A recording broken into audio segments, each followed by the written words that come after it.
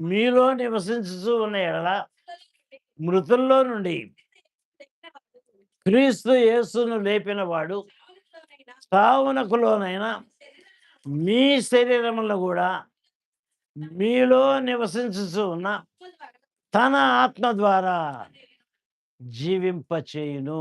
మరణం నిన్నేం చేయలేదు. మరణాన్ని జయించి తిరిగి పునరుద్ధానుడు అయ్యే మెట్టు నీకు దేవుడు ప్రసాదించాడు. మరణం నిన్నేం చేయలేదు. ఇటువంటి యోగ్యమైన పాత్రలుగా దేవుడు మనకి ఒక కృపనిచ్చాడండి. బాగా వినండి, ఇంకో మాట చెప్పి ముగిస్తాను. క్రైస్తవుడు ఎంత అతీతమైన, ఆశ్చర్యకరమైన ఆశీర్వాదం పొందినవారో తెలియని సంగతులు కొన్ని తెలియజేస్తున్నాడు పౌలు గారు రోమా పత్రికలో. ఎందుకో చెప్పమంటారా? మనము చచ్చిపోయాము. మనమే క్రైస్తవులు అంటే అర్థం ఏంటి? మనం చచ్చిపోయాము లోకానికి. కానీ మనం జీవిస్తూ ఉన్నాం. అదేంటి, చచ్చిపోయినోళ్ళు జీవిస్తారా? యెస్. ఇప్పుడు జీవించే జీవితము నన్ను ప్రేమించి నా కొరకు తను తాను అప్పగించుకున్న దేవుని కుమారుని యందలి విశ్వాసము ద్వారా జీవిస్తూ ఉన్నాను. మనం మరణించము. ఇది అతీతమైన ఆశీర్వాదము దేవునిది. దేవుడు నిన్ను నన్ను ప్రేమించి నీ కొరకు నా కొరకు సిద్ధపరిచిన ఆ ఉన్నతమైన ఆశీర్వాదం ఏంటంటే ఈ లోకంలో ఆ, అది 2 కొరింథీ 5వ అధ్యాయం 8వ వచనం చదవండి. ఇట్లు ధైర్యము కలిగి ఈ దేహమును విడిచిపెట్టి ప్రభువునొద్ద నివసించుటకు ఇష్టపడుతూ ఉన్నాను. మన జీవితాలు ఏమో కాబోతున్నాయి తెలుసా? అట్లా కళ్ళు మూస్తాము, పరలోకంలో అట్లా కళ్ళు తెరుస్తాం. ఎక్కడో చచ్చిపోయాము చచ్చిపోయామని ఏడవలసిన పని లేదు. దిగులు పడాల్సిన పని లేదు.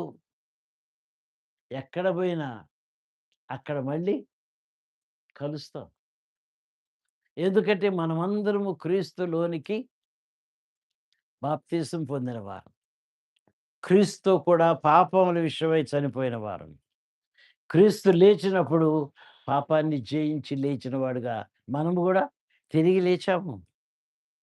2 తిమోతి 2వ అధ్యాయం 11వ వచనం చివరి మాట. చె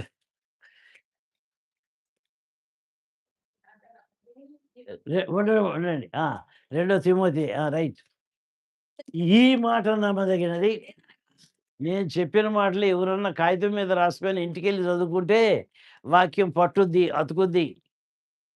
లేకపోతే ఇక్కడ వాక్యం ఇక్కడే వదిలిపెట్టి పోవాల్సొస్తది. ఈ వా ఈ మాట నమ్మదగినది. అది ఏదంటే మనం ఆయనతో కూడా చనిపోయిన వారమైతే ఆయనతో కూడా లెగవబోతున్నాము. ఆయనతో కూడా సహించి వహించిన వారమైతే ఆయనతో కూడా ఏలుదుము. ఒక అధికారం ఇవ్వబోతున్నాడు. ఎంత సహిస్తామో, ఎంత భరిస్తామో ఈ దేవుణ్ణి మహింపరచడానికి. లోకంలో ఉన్నాము. అవమానము, నిందలు మోపబడుతున్నాయి. సహించు, వహించు. ఎందుకు? పరలోకములో మీ ఫలము అధికము కాబోతూ ఉంది. తల్ల వంచుకుందాము, ప్రార్థన చేసుకుందాము. శరీర రక్తముల్లో పాలు పంపులు పొందే అవకాశం కూడా ఈరోజు ఉంది కాబట్టి ప్రార్థన చేసుకుందాము. అత్యంత కృప కలిగిన మా ప్రియ పరలోకపు తండ్రి,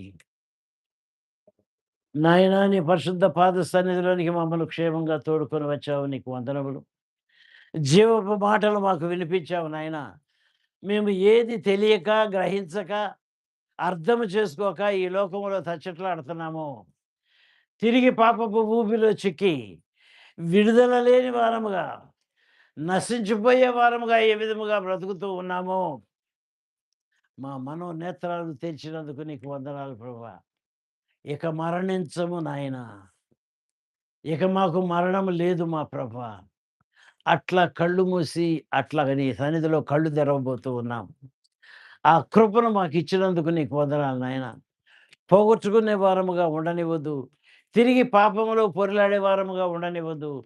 అతీతముగా పాపాన్ని జయించుతూ జీవించే వారముగా, నీ కృపను ఆధారం చేసుకొని బ్రతికే వారముగా మమ్మల్ని అందరిను సిద్ధం చేసి, భద్రపరిచి, నడిపించి కాపాడమని యేసు పరిశుద్ధ నామమున మిక్కిలి వినయంతో ప్రార్థించి వేడుకొంచున్నాను తండ్రి.